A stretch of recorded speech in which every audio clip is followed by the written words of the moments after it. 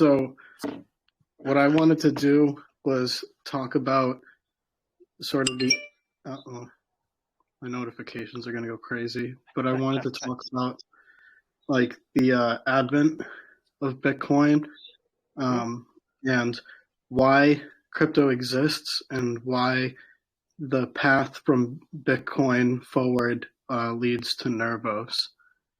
So I was having a conversation the night of the event with a friend that I got dinner with afterwards, and they were asking why I got so obsessed with like cryptocurrency and Bitcoin out of anything, because we've known each other for a long time and they knew I could have really gone into like whatever. Yeah, But, especially with AI now. It seems like crypto is like a weird thing to still be obsessed with. Yeah. Well, we were talking about AI, and that was what I was saying. I was like, I don't know much because I've been so obsessed with crypto for the past 7 years, so I can't really speak much about like the AI sentience conversation and stuff, because they were getting into like technicals about philosophy and like what consciousness was, and I was like, yeah, my mind's been elsewhere, and they asked me why, and I told them that I think money is innate to everything that we do when we interact with each other in modern day. And if you want to like solve problems, you have to go to the root of the problem. And the problem is that if money is fundamentally broken, if it's gamed by a small few people who benefit from it, it's a broken game, because there's basically cheat codes in it. So I told them that solving the money problem in the digital era was sort of like a domino, the first domino to go down in a domino effect of solving societal issues and systemic problems. So I started by going back to what problem Bitcoin originally solved, and that was the double spend problem, because it's actually interestingly less about the monetary economics than people think it is. It's more about solving the Byzantine generals problem and trust issues in distributed networks. So the double spend problem was basically the issue that without a centralized trusted third party, there was no way to ensure that transactions on a ledger were not spent twice. That is, like not spending the same money in two different places to game the system. And there was no way to establish trust without a third party for a long time. And there were attempts, but Bitcoin was ultimately the one that became most popular and most secure and most robust, and it solved the double spend problem by introducing proof of work, which was it created a rule that the longest chain would be the correct chain, so that people could just assess which version of the blockchain had the most work put into it, most hashes, and that would be the unanimous consensus of the network of which transactions were valid and where they were, the correctness of them being only spent once.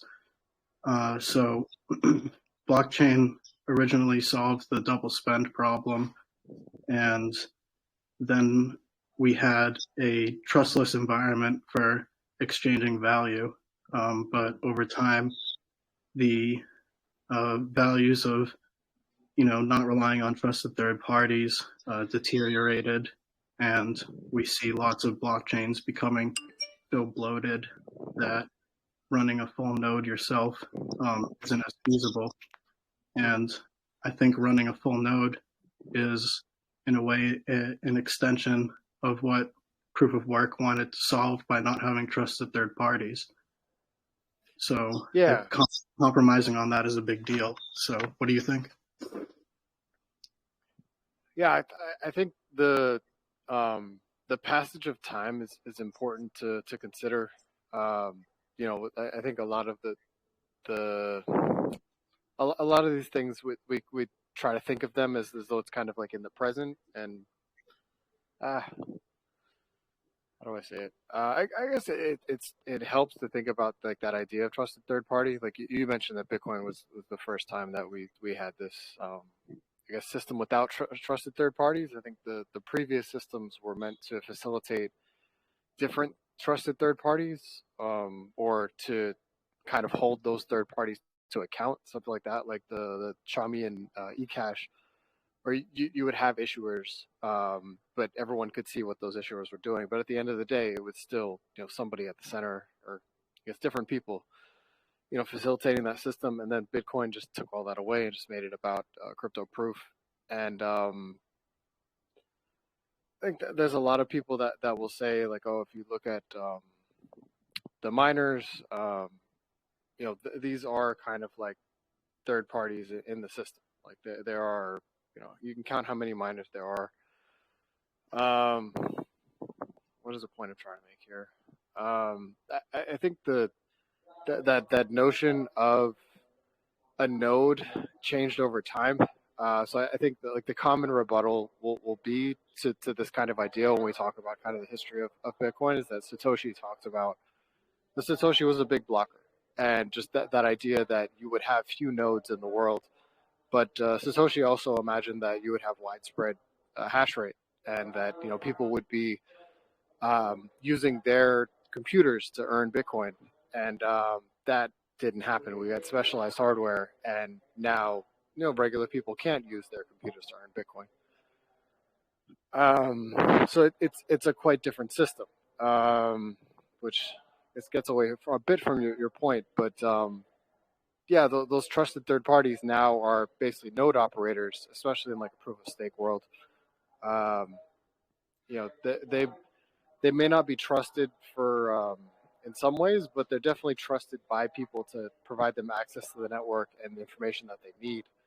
And in that world where, I don't know, you get into like just the game theory of how Bitcoin, like the equilibrium that's emerged in Bitcoin between miners having costs and full nodes accepting those blocks and enforcing the consensus rules as they exist. And this is a lot of, I think, branches of thought that have been built off of the UASF event in 2017 in Bitcoin, with some attempts to change consensus rules, and then the economic kind of force from the network of full nodes to say, if you mine these blocks that we don't agree with, like, we're going to reject them. And that kind of checks and balances between the network of nodes and the miners is something that I think has been an emergent thing that we've seen, kind of how that works. And it isn't necessarily like the way Bitcoin was originally designed, but it's something we learned along the way of it is a system that can provide this system of checks and balances. Yeah. Well, it's interesting that, like you said, Satoshi didn't imagine, well, he did imagine widespread hash rate, and it basically became very central. And the emergent effect was the checks and balances between full nodes and miners. So the value of having a full node is almost more important than it was in Satoshi's vision. Yes. The even the definition of what a node is in Satoshi's world, a node is a miner. Like, the only nodes that are consequential are nodes that are mining, and that is, BSV has popularized this concept significantly. But that is the way that the system was viewed at that time, and the idea was nodes would increase their I guess computational capacity as the network grew, and it would process transactions for near zero, and some nodes would accept some transactions, depending on the fees, others wouldn't. I think Satoshi's ideas of this system were quite nascent and conceptual, and now we have 15 years of empirical evidence to base these things on, and fortunately we see different parameters dialed in. Like BTC is very different from BCH, which is very very different from BSV, which is very different from CKB. Like we have enough experiments running to kind of find like what are the optimals here and what are the trade-offs. Yeah, and I've just been I've been appreciating that a node is that important because of what Nervos is trying to do in making nodes or running a node possible for anyone. And we were talking about this at one other point, that the nodes basically and create this actual like democratization of the network. And miners at this point, the way we study them from like an incentive and security perspective, is that they provide the economic weight to blocks to make them secure in exchange for a reward. So they're really just mining to make money, which is not a bad thing. And the nodes are validating these blocks of transactions in order to enforce the rules and to verify the history themselves instead of relying on a trusted third party. So the importance of a node and trusted third parties, even though I guess Satoshi didn't see that in the time that he was envisioning the future of Bitcoin, but like I was saying earlier, it seems like running a full node is an extension to that idea of not trusting third parties. Because if you eliminate trusted third parties in the first step, but you then require like AWS or something to verify transactions, you kind of have like if you put trusted third parties at any point of the network, you kind of have compromised the trustlessness that comes from the center of the network. Yeah, I think you kind of have to separate like operational trust from like integrity of the transactions trust. So like everyone is going to know that, say, if you check a signature, like you can't really forge a signature. You can't forge a cryptography. And a lot of the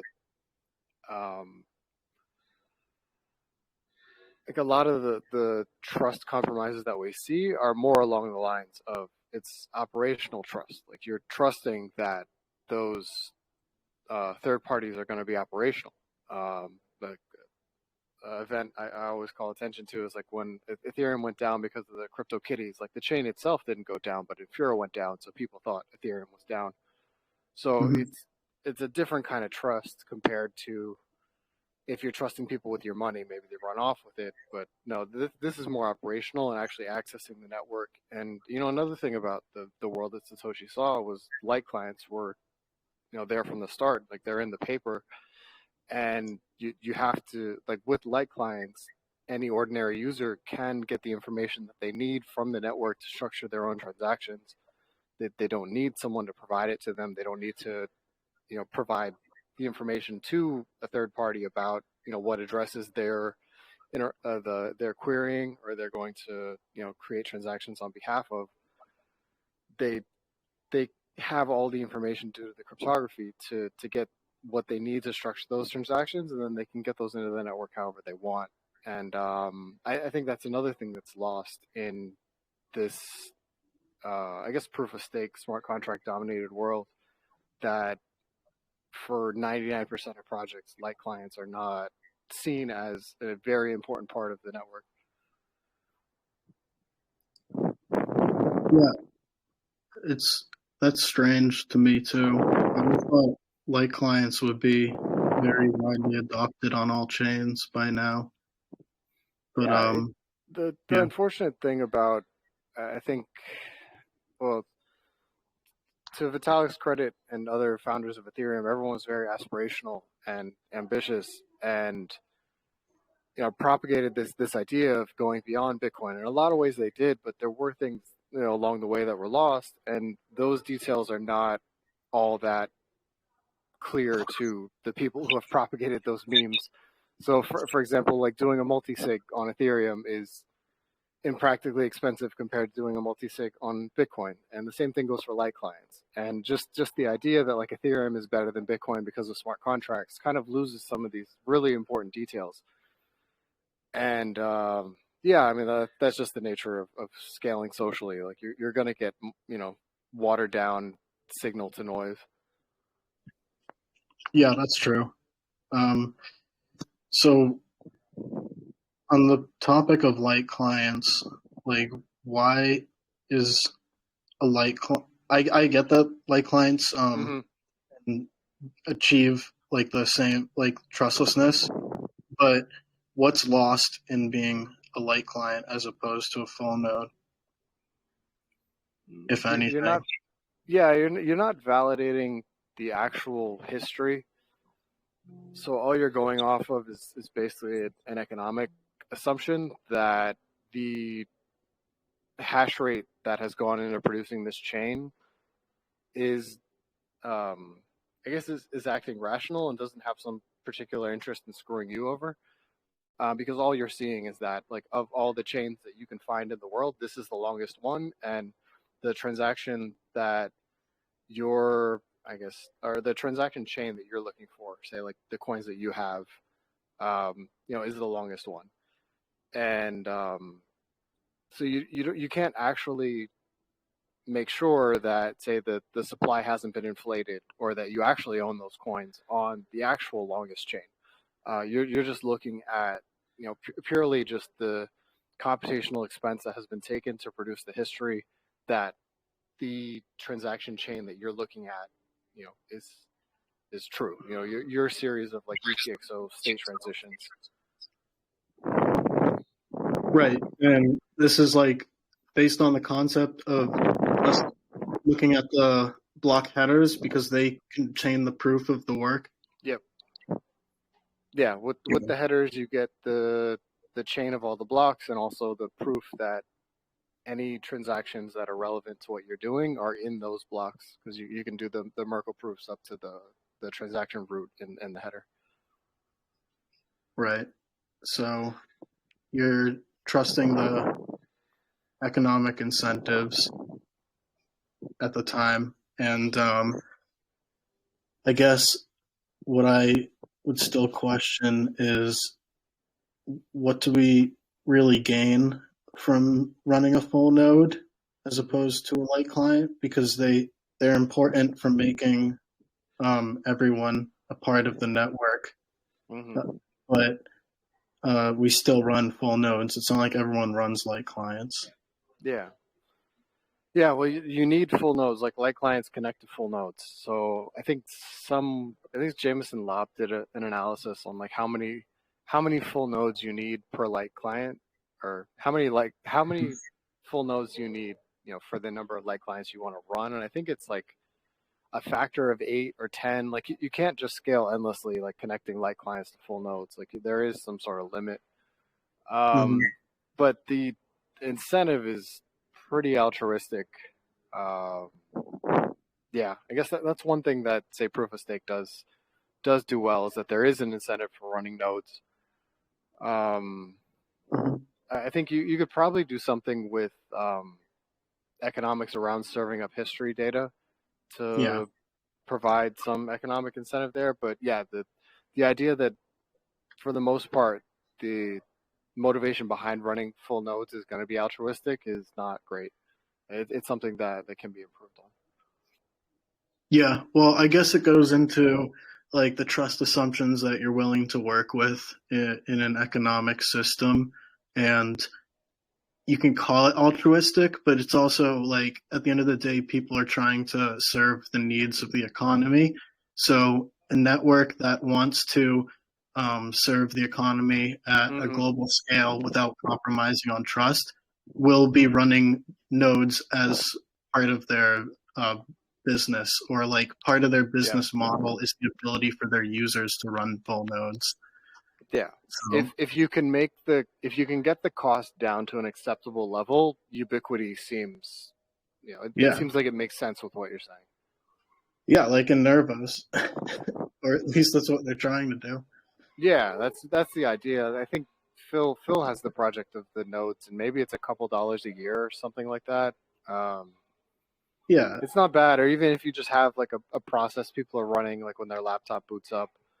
Because this is part of the thing with the state being constrained of like right now the state is only 150 or megabytes, and that's all the data the node actually needs. I mean, I think there's still some work to be done in the P2P layer to actually do this pruning of the history data. So right now, everyone running a node is storing like 40 gigabytes of data, but as far as like the spec goes, like storing all that history is not absolutely required. It's more of just something that has to be handled in the implementation. So you could imagine a day when lots of people just have the CKB node run when their laptop boots up because it's only taking up, I don't know, hundreds of megabytes, few gigabytes. I don't know. We don't know what kind of yeah, like the equilibrium is for the state of CKB, which is it's something that's going to be really interesting over the next few years as we see yeah. adoption grow. Yeah, well, I think about like boot up time, and I could see a future where CKB basically is synced. The full node is synced by the computer boots up, because Yeah. CKB has like a limiting factor to the way the state size can grow, while Hmm.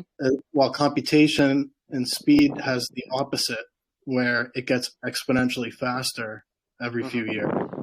Yeah, So bandwidth and the ability to verify transactions will continue to increase.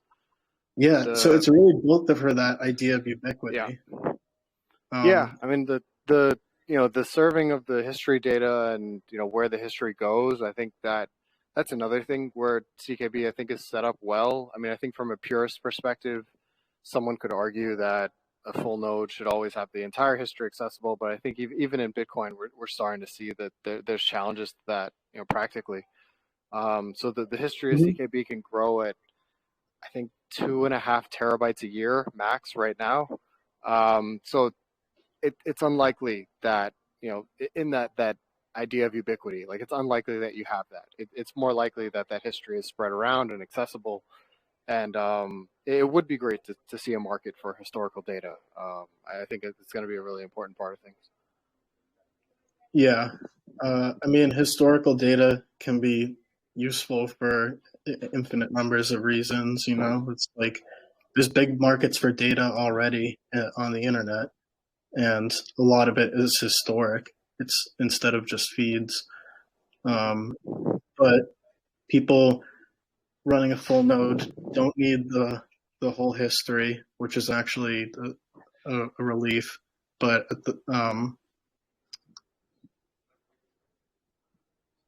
sorry, 1 second.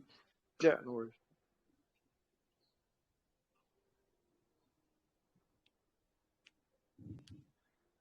Okay, where were we? I was talking Talking about about the. not needing to have the whole history. I think this is a cool thing with UTXOs here as well because the transactions contain the inputs and the outputs, so you can feasibly just trace a transaction back through the entire history of it. So like one thing I've thought about is like we know what smart contracts look like in an account model sense of like you basically need to simulate the entire history of the chain if you want to check if a particular state is accurate. But with UTXOs, you could conceivably just process all the UTXOs that affected a particular um, contract. I think it's one of those things that I mentioned, like UTXOs being like sharded state to begin with. Like you could reduce the verification burden down to just like a specific slice of the state of the chain, just whatever you were concerned about. And I do think CKB will kind of move into this domain of like subsystems running on chain, just because of because Right. it's so low level, and like we already see such divergence of standards and priorities that we could just see a system where it's like people are only really concerned about certain pieces of what's going on in the system. Yeah, I always saw that as the true meaning of programmable money in a way, Hmm. because you get the effects of cash where things like the 10, it's because UTXOs are just like split change from full bitcoins. You get to just basically scale the network horizontally based on the chain, the I don't know what to call it, but like the links between Hmm. the UTXOs that were spent to get to the Yeah. one that you're working on. So it like you said, it shards inherently, which is why I don't get why projects like Caspa try to put a DAG on top of the blockchain, because Mm-hmm. it seems like if you use the UTXOs the way they were designed to be used, you already get like scalability. Yeah, I mean, I think it's a really different take on how you saturate the network bandwidth. So, like NC Max is one take on this, and then Caspa is another. And yeah, the trade-off is just having those conflicting transactions in there. I guess there's some I guess like economic thought that miners will figure out how to, I guess, not have conflicting transactions and like somehow work Right. amongst themselves, or some game theory there. Mm-hmm. Um, so it's like, I guess that they're going after like theoretically what could be better scalability, but I don't know. I mean, shit like MEV and just like the crazy games that people play seem to dominate these things so much more than the theory. So I don't know. I it is just kind of like taking, I guess, what seems like a well-reasoned kind of first principles thing, and just like experimenting to try to push it even further by introducing like theoretical inefficiencies. Mm-hmm. Yeah. Yeah, it's like I, you're chasing like a theoretical optimal point, but you're allowing for some inefficiency to be possible, and then you're saying the game theory will take care of it. yeah, they're kind of going into the unknown, and you don't know if something Yeah, else that's an like experiment, right? MEV. Yeah, you don't know if something like MEV for that type of scaling, or any really like secondary issue that comes along with scaling that way. You just have to like kind of hope that opening Pandora's box won't come with any issues, and like Yeah, I mean, yeah, we don't know what those issues might be. Um, yeah, so it's not a worthless approach, but it should be more in the experimental yeah, phase. It shouldn't yeah. be. Well, even even like that work. Like Jonathan is his name. I like the current DAG and Caspa. I think is like the third or fourth iteration of his. I kind of lose track of them, but he's iterated on it a number of times, and there's nothing to say there won't be lessons learned from Caspa that leads to another iteration of that DAG, and maybe the Caspa holders are just betting that whatever those iterations would just get rolled into this protocol instead of being something new. Yeah, and Nervos basically takes the conservative approach of sticking to like pure Nakamoto consensus. Yeah, I think also I think NC Max is still experimental. I think Brent is working on at least one paper around learnings from seeing it in practice.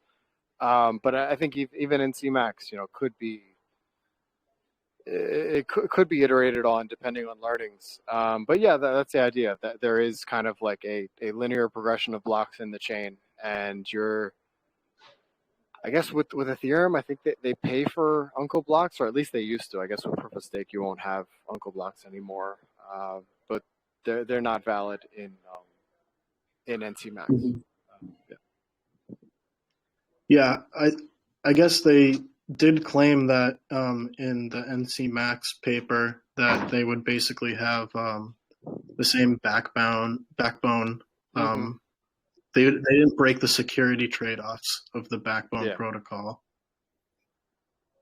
So, I mean, I guess is that enough to say that they're right and that it doesn't break the security trade-offs? I think we have to see it in practice for 5 years or something. I don't know. I mean, Yeah, one thing that I always thought about is like there's no incentive to include the uncle blocks. Um, I don't know, Nakamoto consensus itself is not perfect. Like the whole thing with selfish mining, and you really could inaccurately estimate the amount of hash rate just by counting the blocks and like the time, because a miner could be orphaning someone's blocks, and then those blocks aren't getting counted in your difficulty adjustment. But NC Max provides a way to count those blocks, but there's no economic incentive to actually include reference to those blocks. It's more like I don't know. I guess miners would have an interest in seeing the network be fair. Maybe not. Maybe it's just the everyone running the same software right now. I don't know. We really have to see. mm-hmm. Yeah. Um, I guess moving on from that, because we kind of went to its end, to its logical conclusion. We just don't know. Um, so Nervos adopted a view of running full nodes, like we were talking about, and that's going to help the network scale because if it's as easy as if it only costs a couple of dollars to run each year, that's only a fraction of what your cell phone bill would cost, like anywhere in the world. So you can assume that pretty much anyone who has an internet connection, can actually run Nervos, especially as years progress and transfer gets easier and faster, and Nervos's state size sort of um, flattens out over time, and just has like I forget what the fixed percentage is, or no, it's a diminishing percentage actually of token inflation. So Mm-hmm. it really does like sort of approach 0% inflation over time, even the secondary emission. So Mm-hmm. the state is effectively capped aside from providing additional rewards for the miners to keep it secure in the long run. So it does eventually come to a point where anyone in the world can run it just as likely as they'll have an electronic device, basically. Mm-hmm. Do you see value in the fact that, like, not just one person can run in one node, but the fact that, like, any device in the world that's connected to the internet can run a full node? Is that going to be valuable, do you think? Yeah, I think that there'll be various reasons why people will want to run nodes. I mean, you can even look at like watching a Lightning channel in Bitcoin. You have to run a node, for that to ensure that your funds are safe. And compared to where we might be in say 20 years, like that's very nascent or simple or primitive. Primitive is the word. Use case. And the fact that we'll see hardware capacity continue to grow at I guess what approaches an exponential rate, but the growth of state size will continue to trend towards zero, because it is just continuing to diminish that rate of growth. So yeah, just the idea that you could have some little device that you just plug into the wall and connects to your Wi-Fi and just does whatever you need it to do on the network, or earns you a few dollars for contributing something back to the network. Yeah, it seems like there's a lot of opportunity that opens up there, and I think the hardware specs And I guess the hardware specs will continue to relatively get lower, and then the, I guess, reasons or potential gain from running the hardware will continue to increase. So I think those two things combined will find a nice steady state where this is, providing Hmm. some essential infrastructure and just working well.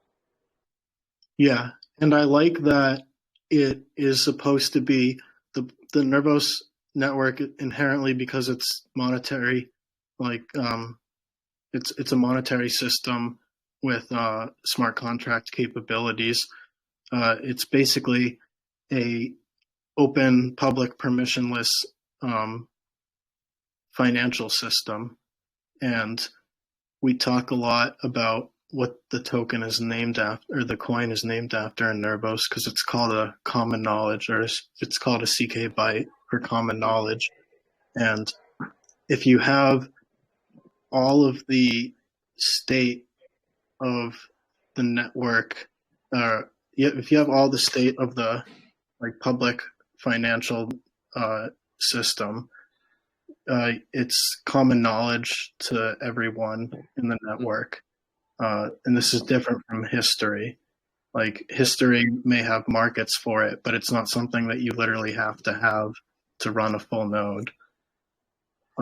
So I just wonder if there's more to this concept of common knowledge and operational knowledge than just the ability to run a full node without trusting anyone, but also to have like mutual knowledge for coordination, like we were talking about, using it sort of like digital stop signs that Mm-hmm.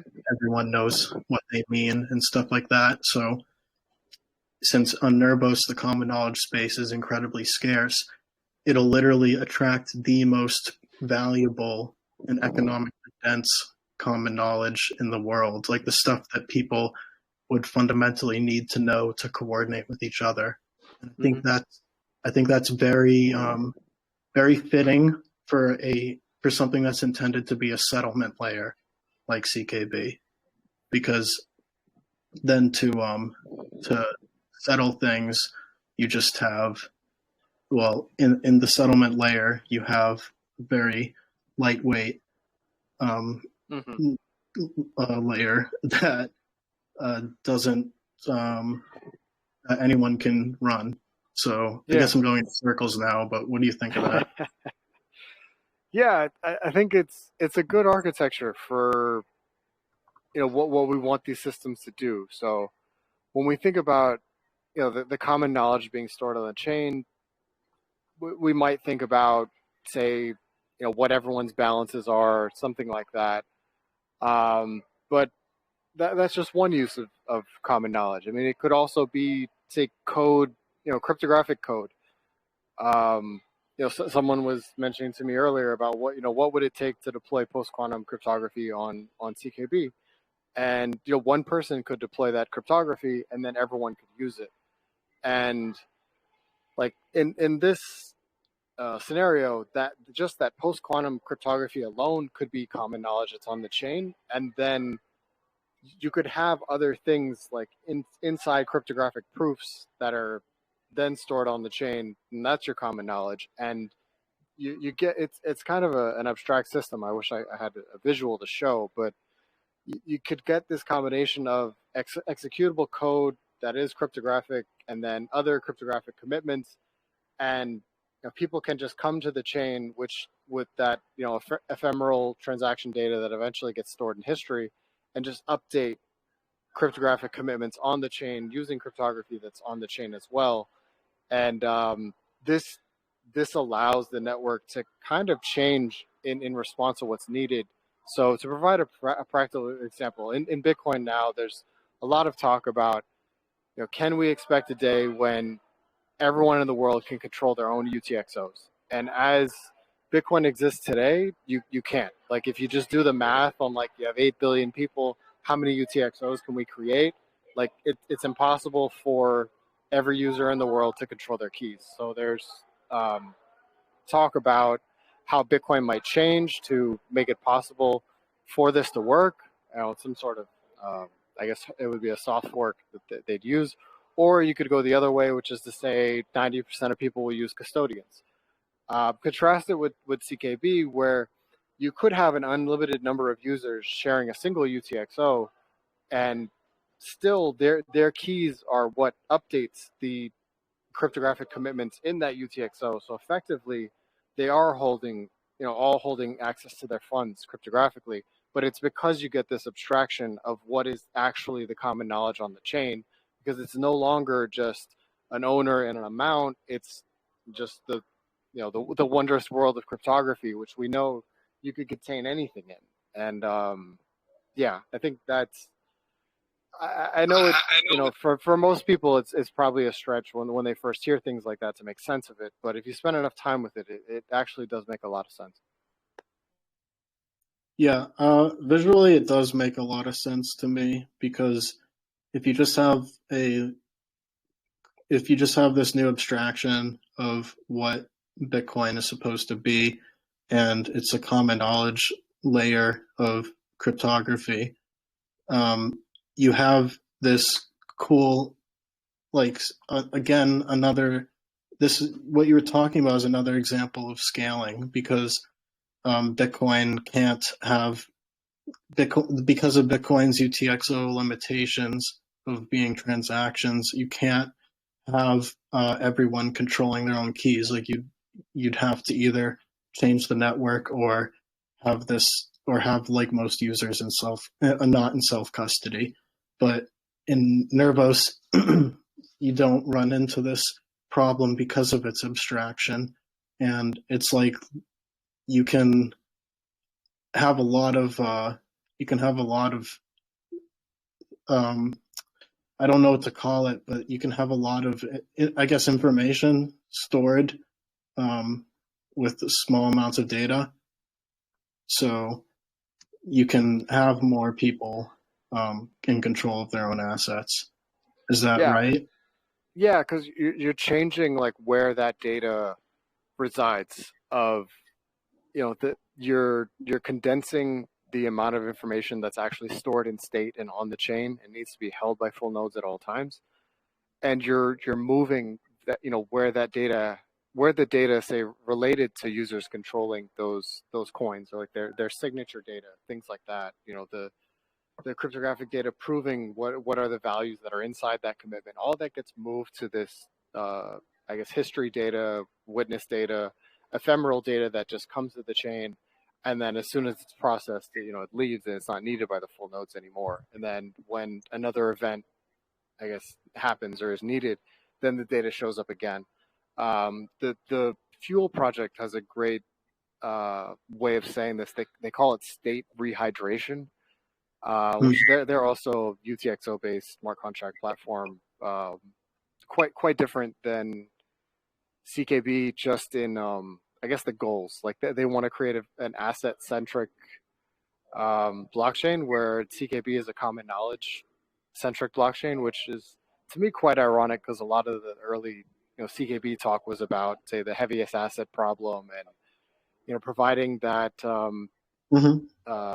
I guess alignment between the assets that are stored on chain. But I think the you know the abstraction of the world may take CKB in who knows what kind of directions. And yeah, that generality I think makes for a very different system. But these kind of mechanisms are similar.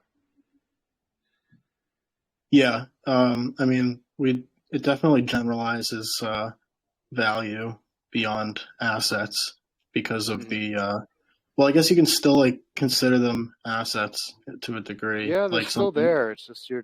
you're not enforcing any like structure or semantics on like how they're architected.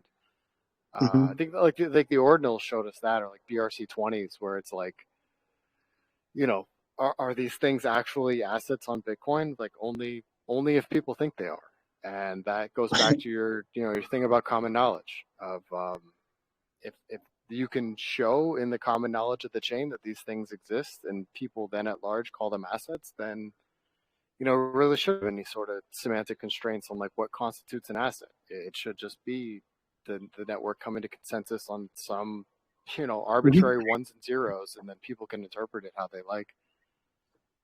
Yeah, I mean, I just think common knowledge is such a beautiful concept at large. I mean, it's fun to read about the game theory of common knowledge, but especially in the context of a blockchain where you're supposed to be dealing with value and people's, bandwidth and their hardware's bandwidth are both um, limited. They're not infinite. So the the stuff that needs consensus on, the stuff that everyone needs to know to um, to operate a full node should be only knowledge that's needed and knowledge that needs to be common. Because if it doesn't need to be common knowledge, you don't need universal consensus on it anyway. So it really is fitting that Nervos should be or is a common knowledge base layer, and its tokenomics are designed to keep it so that there's only valuable ones and zeros on the blockchain, as you put it, and it can be cryptography, it can be like different scripts, it can be assets, it can be data, it can be anything that's worth that you get a marginal revenue on to have on the base layer because it's costly. It's very costly to store stuff on the base layer of Nervos. So you know that there is some economic incentive to have it there. And what we're hopefully going to see is that the stuff that's there is stuff that's used to help people coordinate for financial systems and stuff. And the sky's really the limit on that. Like I can think of every day new use cases for like financial common knowledge or value based common knowledge, and how it can help people coordinate better. Because if public data on the blockchain is common knowledge, then there's there's less like information asymmetry in these financial applications. Like everyone can assess the risk of something by fully auditing its contracts. So it's very it seems very intertwined with what blockchain is in essence, but most people miss that. Yeah, the kind of smart contract revolution and DApp platform thing kind of led to these systems that just had very different goals. Where it's like they wanted to be application platforms. They wanted to be things that were easy for devs to just interface with, and like those were the priorities. Like, how do we make these things look more like kind of like the Web 2 cloud kind of things that we're used to, and let's not have to deal with all this like wonky abstraction stuff and like the idea of like what is the underlying virtual machine people are interfacing with, like what does this bubble up to. It was so much more of like pragmatic consideration. I guess Solana's maybe the exception here because they just like we're going to pack as many transactions as possible in there. But yeah, it's almost like you went from like a financial system to like an application system, and even though it's still supposed to be like a system for managing money, uh, like with Bitcoin, like CKB, we're talking about very very low level primitives of like you're fooling around with cryptography, you're just moving around integers.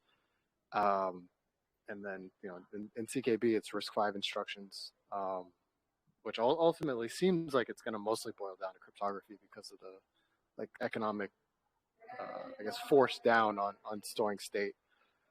But something like the EVM is like, oh, you can issue a token in 12 lines of code, and then everyone ran with that because there's hundreds of billions of dollars in that kind of opportunity.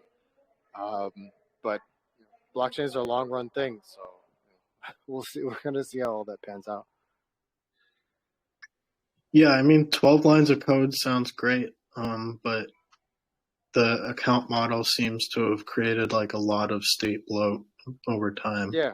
Well, now you have to deploy your 12 lines on Optimism because it would cost you $1,000 to deploy it on mainnet, and it's like who knows how that will scale up.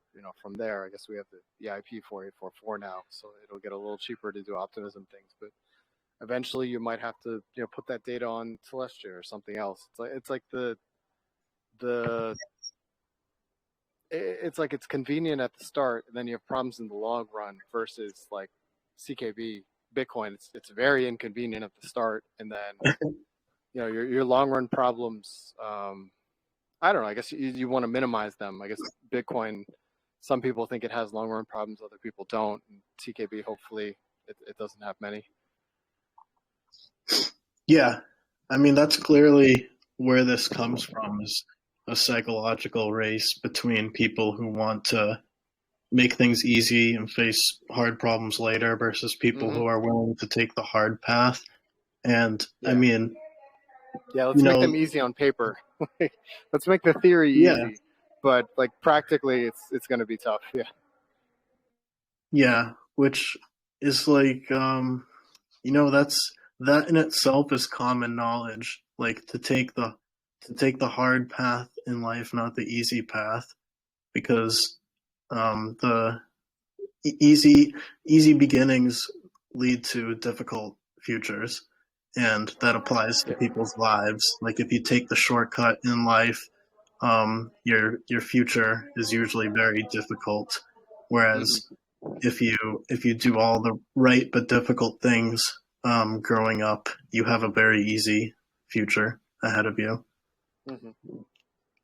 So I guess like I feel like childish is a too harsh of a phrase to use, because it's like identifying like half of crypto people.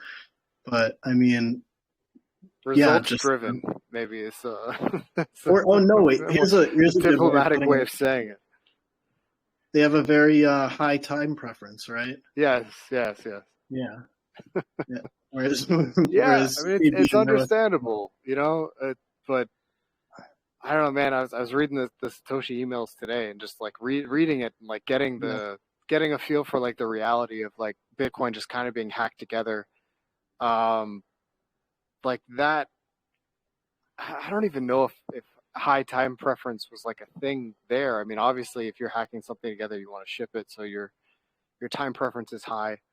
But it's almost like there's some anchoring values, maybe like that like incontrovertible kind of value that you're operating with, like sometimes leads to high time preference, sometimes leads to low, but at least it's anchored in something like greater than what you're doing in the moment.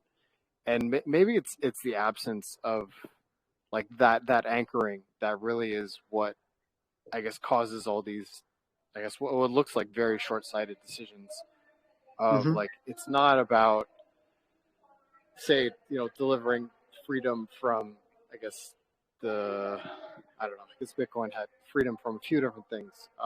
But say like in Solana, it's just like, okay, we want to process as many transactions as possible. I guess they have this idea now of getting rid of the App Store, which maybe makes sense, but I almost feel like it's just been like a scaling solution that they've found like principles in over time, and maybe other things are similar. Yeah, I saw you on Twitter saying like today was one of your best top 5 days in crypto.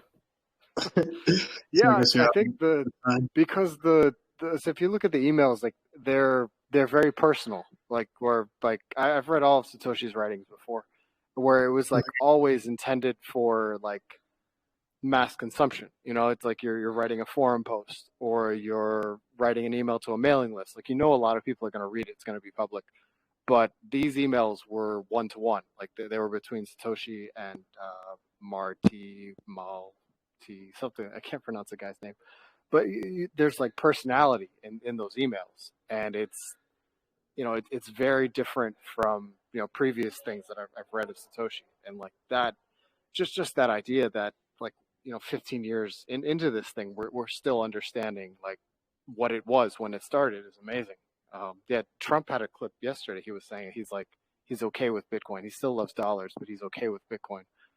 So it's to me like little things like this. They go towards low time preference. That these are games that play out over decades. It's not about quarterly results. These are things where it's like they do matter and like history matters for a long time, and the the environment continues to change around it.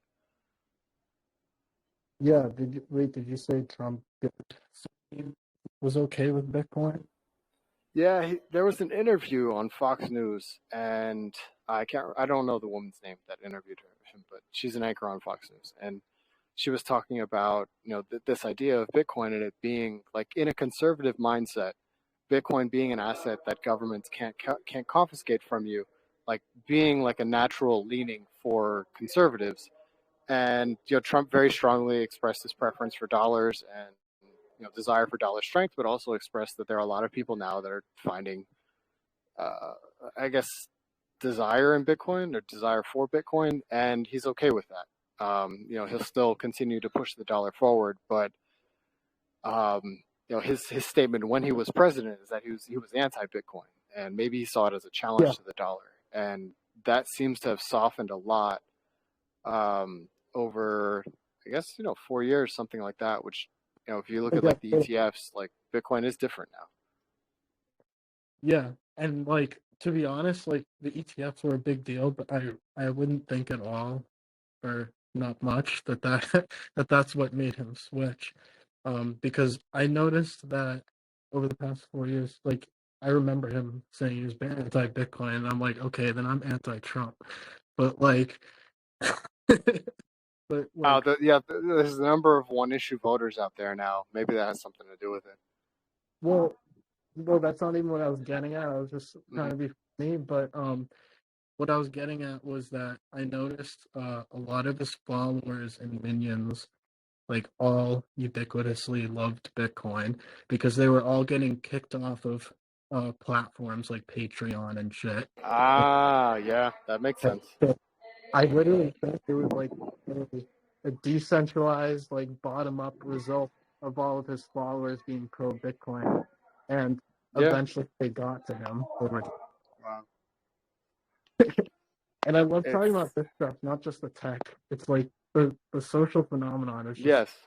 so interesting. Well, yeah, it's money. I mean, it's gonna be social. I think that one thing that's coming up in my head throughout all this conversation is about, I guess, CKB as something other than money. Like it seems like like pick a cryptocurrency, like it's very likely that the use case is like it's money, right? Like people are buying it like as this like financial resource. I mean, I guess you could stake it and earn a return. Maybe that's why people buy some of these things. But Uh, I think with CKB, I think there's certainly a respect of Bitcoin as money, and other things, other instruments as money, and CKB, the coin just really having this utility, related to the network's operation, and not trying to displace, say, Bitcoin as money, because I think Bitcoin is very unique in this respect, and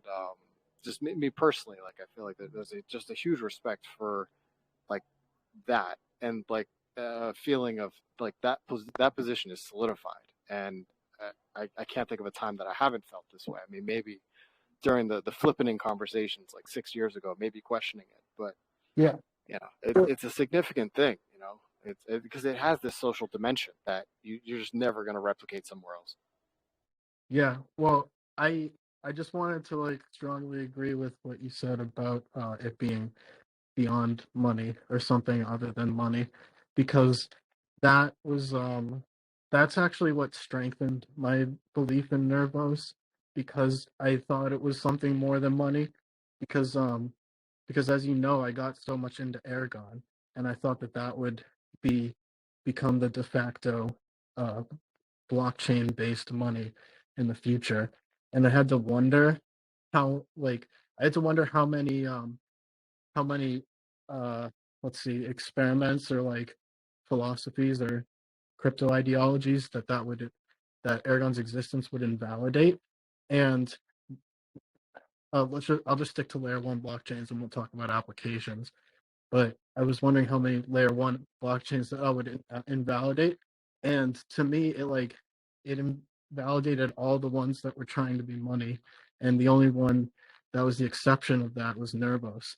I saw that like in a post Aragon world that something like Nervos would still be needed because it's Yep. basically tokenized, like we said, common knowledge, which is like it's as scarce as like people's attention. Like Hmm. it's the attention span of the network, and it's an ultimately um it's not very I don't know if this is the right way of putting it, but it's not very inherently like scalable, and we don't know we don't know how much space is the right amount of space. Hmm. We know that something that should be, innate to even like booting up your watch or something like that needs to be like very small. Hmm. So Nervos is like really genuinely unique in that way. Yeah, I think uh, a lot of the projects have criticized Bitcoin. I don't think we ever really. I think maybe there's some things like tail emission, like we may have, called attention to, or lack of flexibility at the base layer. But the idea that like there will be one coin to rule them all like doesn't sound that scary, in the context of CKB, because we know that there is like an economic function to it. There's a utility, and maybe that is capped in terms of how high it can go, based on this function within the network. Which I also think is unique compared to other coins that just like, oh, because people are just staking it, it's whatever people value it at, it could just run forever. We don't have that with CKB. There's fundamental economic factors that will dictate, you know, what is its value, and that may be an order of magnitude less than Bitcoin, um, which I don't think is any problem. I think having something else that the world considers digital money that can interoperate well with, say, CKB. Like I think that's great. Like CKB is always intended to be infrastructure. So if it is moving around things of value, even if that moving around of value isn't necessarily contributing to CKB appreciating, like as long as the system's functioning, like we can go to the next step. Like we can, like when they, at some point, people put up power lines, and then after the power lines were up, then you could have all sorts of industry emerge. But right now we barely have power lines up. This Bitcoin's like telegraph. We got something, but there's definitely a lot more work to be done. Yeah, I just I wonder where this takes CKB, like the blocked. I mean, sorry, the my bad. The capped state size, or the effective cap, or like the whatever you want to call it. Um, there needs to be a catchier name for it. But I think uh, I wanna wonder where this puts us, because it's not it's not something that's elastic. It doesn't react to demand. So as there's more demand for common knowledge, it won't grow. And that means it has like a higher standard than what common knowledge is. I think there's a lot of slack in the system. I mean, like right now, that's probably the biggest criticism of the way it is. Of like you have, say, 155 megabytes being used, but then there's 46 billion CKB. It's like Mm-hmm. multiple orders of magnitude off at this point. And I see that like it will take a while to remove the slack from the system, and then you're going to have more CKB being produced every day, and then from there it's a question of like at what point are CKB kind of being unbonded from the DAO, to be used for state storage. And like that, I see more of like how this comes into play as being that of like the CKB that are out there already, like how did they kind of get driven more to state storage, and like what is the premium there? And I think it will come more from that than kind of the I think the constraints of the supply coming onto the market just because of how front loaded the issuance was, especially with the pre-mine and then with halvings, like the issuance is very, very front loaded. So it's like all that CKB is just out there, just waiting for demand to increase. Yeah, and also it can be argued that it's more about the economic pressure that it applies. Like we don't have to imagine a world where we run out of CKB because it just forces more data off chain. Yeah, Yeah. yeah. I think we've already seen that even from like the first applications, like Huh? Coda was this example that for anyone to even like do anything, it's like it's got to be like even just the cost of doing anything today has to be justified. And yeah, I see the state size being pretty constrained because of this. Yeah.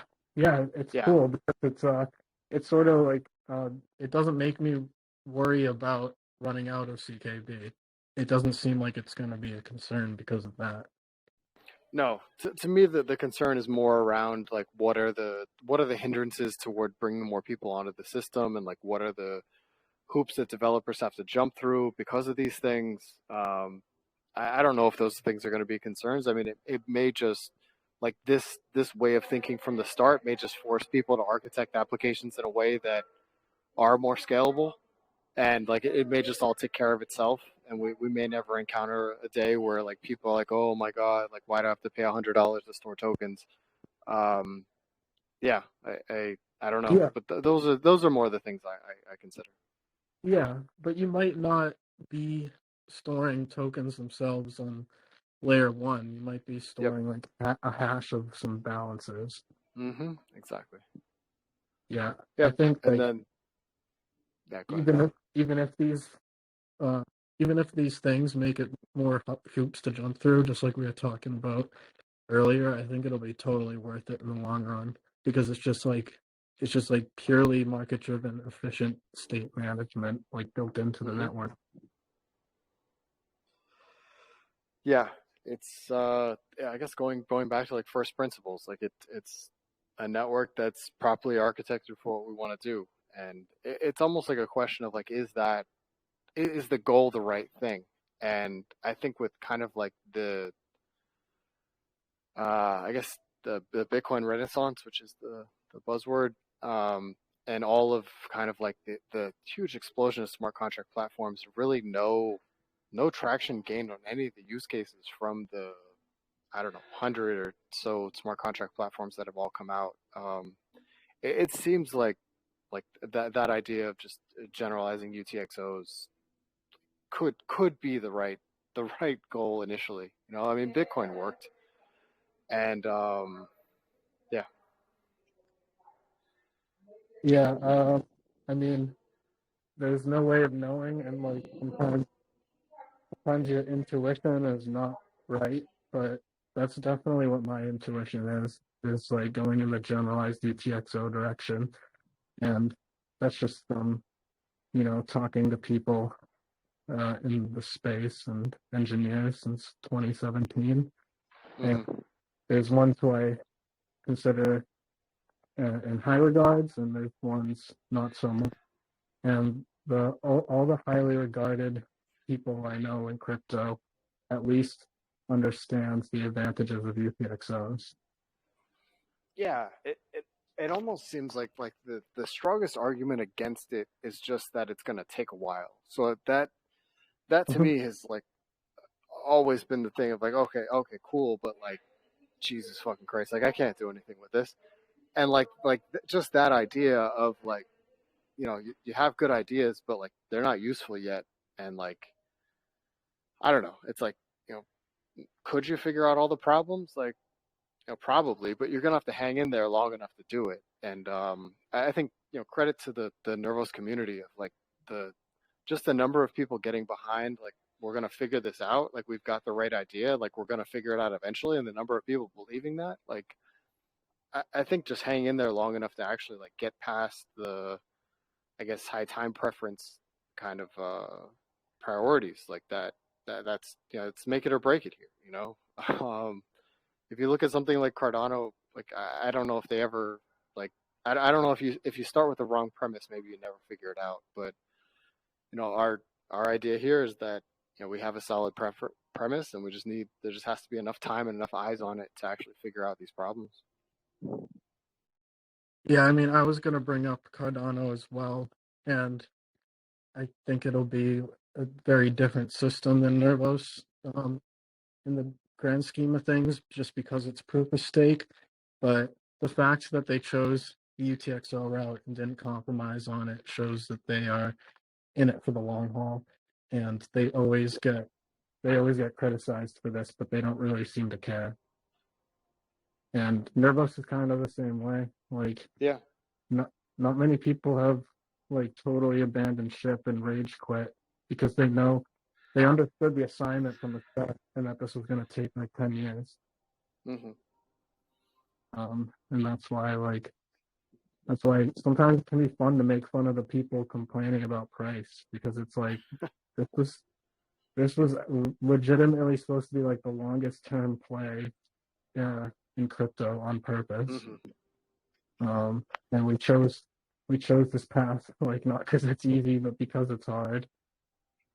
And Yeah, I think that the challenge there has been like when we feel like there's something, and like I guess the number of people who bought it in 2021 with the universal passport idea, and like it felt like we were on the verge of something, and then because it's early, you hit on things that maybe you hadn't completely considered the ramifications of, and it's like, oh shit, and even like today with the Bitcoin L2 stuff, a similar thing of like there's definitely something where people are seeing capability, but just because of the nature of innovation, like we just don't know, like is this the moment, like people are gonna hedge their bets, they're gonna get exposure to it, but that thing of like being a long-term thing, like we really don't know when you cross the chasm, and I yeah, still don't know. Yeah. I can see us losing a lot of people who just came in because of the RGB plus Mm-hmm. thing, and they get really impatient with the progress of it, Yep. and um, they basically either just start flooding it or rage quit, and then like going back to half a cent, probably get a bunch of people to rage quit because Oh yeah. they'll be like, oh my Hunt god, down. Yeah. this thing's just pump and dumpy. But yeah, it's clearly that it's because of like people getting overly hyped sentiment wise, and Mm-hmm. then like just overestimating the short term and underestimating the long term, and you can see that in the market. Mm-hmm. But yeah, Yeah. Well, we know like when I guess Ethereum showed this of like when you hit on something, like it happens fast. Like it's like over the course of a couple months, like things will never be the same. And with these episodes, it's like we just don't know if this is that moment. Um, if we've sufficiently kind of progressed to the point that the paradigm does shift, it's hard to tell, and it creeps up on you whenever it does happen. So yeah, yeah, I think yeah. I think um, a lot of this speculation is just people coming in and not understanding, or basically people coming in and thinking that it's the great moment where the Mm-hmm. paradigm shifts, and they're trying to front run that, and that's Mm-hmm. what Yeah, you got to get exposure they're before everyone else. yeah. So if it was less, I mean, we can't help it because the ideas are so groundbreaking Mm-hmm. that you start talking about them, they drive like an insane amount of hype and positive sentiment. Um, like if it was less that case, you would probably see like a very more steady Yeah. growth in the market instead of just like crazy up and down. Yeah, because you get all this like each time like these waves are like people looking into this thing they've never heard about this thing before. Even like the RGB plus plus, like with that guy, like, oh, this is just like a flash in the pan scam, and then like people actually start like looking into it. It's like, oh, wait a minute, what's going on here? Like this is all new, and it's always like that. If like it's this new crowd that comes in with some they have some optics when they look at it initially, and then they start to dig into it, and then there's more to it. And then like you said, with the if the price drains out a bit, then some percentage of them leave, and then you wait for the moment that it repeats again. And yeah, from my perspective, it's like as long as people are coming in and like saying like this is this is amazing. Even like the guy that just posted a thing to Twitter about deploying a quantum safe lock script, or quantum resistant. Yeah, it's like that. There's just so much that you could talk about that is unique to everything compared to everything else that's out there. And fortunately for us, nobody has tried to just clone it and do the same things. Like the the ideas here were like sufficiently weird that nobody else like copied it. Like it didn't even come close. Like I can't. I guess there's like risk zero now. I guess other like risk zk things, but I think even they offer some SDK on top of things to make it easier. Like CKB is just like, no, like you're gonna get the raw machine, and you're gonna like navigate your UTXOs, and like that's it. Like figure that shit out. And like nobody else is stupid enough to do this. And it I don't know, people see potential, and I think that's why we're all here. Yeah, I mean, I think no one's crazy enough to copy it. That's Yeah, for sure. it's definitely an advantage. It's like it looks like a disadvantage for so long until sentiment changes, and then it's like you get the Lindy effect then, and it's like because you've been the weird crazy ones for so long, like no one else has even tried. There's no way for anyone to catch up. Yeah, yeah, I've noticed that. Like right now in Aragon, we're dealing with fee problems, and it just made me realize, well, it's hard to call it much of a problem because we have options for fixing it, and there's no like objectively right answer. We just have to come to consensus on some stuff. What But are the problems? oh man, that's the toughest part is actually like understanding what the problem is. But it's basically that the fees, since the block reward is supposed to be proportional to demand, the fees actually affect the value of mining each block, which affects the equilibrium value. So there was initially, in Licho's math, he thought a fee burn of 50% would balance the incentive out to not be like too much extra incentive or too little or not enough incentive. But now he's realizing that the math was wrong, and we have to pick a new fee burn rate, and we don't know whether to make it 90% or like dynamic. But like there's basically a problem of it moving the equilibrium, so we have to decide on something. And if you want to dive further into it, join the conversation because it's ongoing in the chat. But Okay. but yeah, what it made me realize is like what you were saying, being years ahead of everyone. I'm like, anyone trying to copy this would run into so many problems that take really slow, tough governance to solve. So we are literally like going to be years ahead of any sort of competition until once someone's crazy enough to copy it. Yeah. Yeah, you just like these are like conviction systems. Like even Bitcoin, like a system just building conviction, and maybe you could make an argument for other things that are like that. Maybe Solana had this a bit in their tests. I don't know. Ethereum maybe to some degree too. Yeah, Ethereum would probably get it, but just not. I don't know. There's really something that comes from just like the years of darkness and just people telling you that like you're stupid and like you have the wrong idea and like it's never gonna work and like just like that kind of like building conviction. Like Bitcoin is really the only example I can think of, and CKB we've certainly gone through that too. Like it has to be like 4 or 5 years of just like being the outcast and being the ones who like are not in the limelight, and like it can't break, like it can't, maybe you get like a little ray of sunshine, but it can't be like, oh, like your fate changes for a year and then you're the outcast again. Like no, it has to be like if you want to build that kind of conviction in your community, it's like you just have to just go through it, and there's no substitute. Yeah, and I mean the co-founders of Nervos, at the time they could have just copy and pasted Ethereum and like Yeah, made a ton of money right away and got rich. But they chose yeah, not to do that. yeah. Even like doing, yeah, you could just do like a high TPS POS chain, and yeah, definitely could have been like or like EOS. You just get the BTC and then just sit on it. But no, for some reason it was like, no, this is gonna be a real thing, and we're gonna work on it until the wheels fall off. Yeah, yeah, Yeah, I like that. yeah. Um, yeah, but I'm gonna go check out a AMA that the side pit exchange guy from Bitcoin is running right now Oh, nice. because he wanted to talk about Aragon a little bit on it. Very cool. Yeah.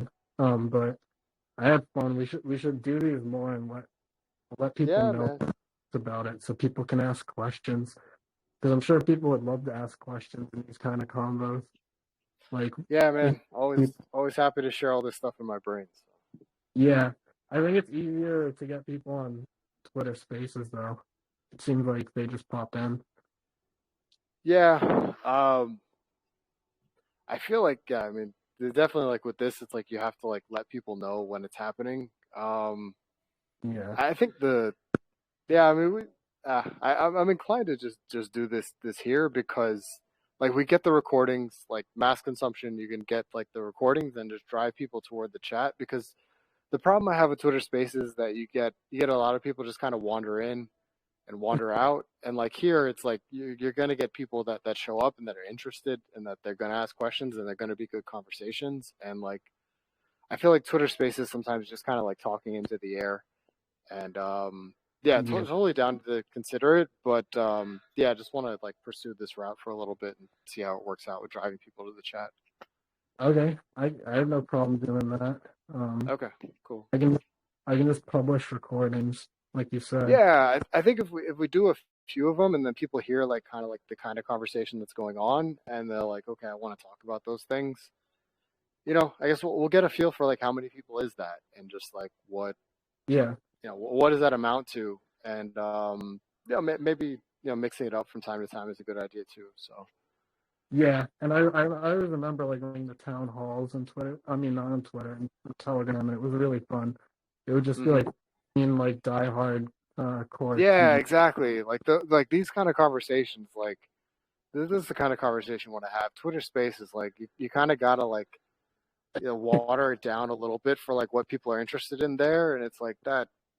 Sure, we could do that, but it's just not. We're definitely not gonna like get as much out. I don't think. Yeah, yeah, Like I here we could just totally nerd out, and I think that's really where right. the gold is. Yeah, I agree. Because you can make little clips in my Yeah. computer like working again, so I can start making clips. Like I sent you the one of Jordan. Hmm. I was like, I didn't know where to take the conversation at certain points because it's so philosophical and abstract. Hmm. We ended up hitting upon so many really interesting points that are like pretty soundbite worthy. And Nice. yeah, I agree that Twitter Space is kind of like a different beast. Yeah. I realized that when I joined the token engineering chat and I tried to talk about token engineering and they looked at me like I was insane. Yeah. Yeah. It's you really can't go too deep in that thing. It's like yeah. I thought I was spitting hard facts for like 2 minutes straight, and then no one said anything. And she was like, "I think we lost a few of us, but we don't. We still appreciate you being here nonetheless." Oh my God, yeah. The fucking like canned answer, yeah. Yeah. Oh well. I guess Yeah, that no, it's opens all in up the my path, man. what it was more about. But yeah. Yeah, Yeah. for sure. All right, I'm gonna man. Well, I'll let you go. It's good to talk to you, Will. Hope you have a great weekend. see you, bro. Okay, take care.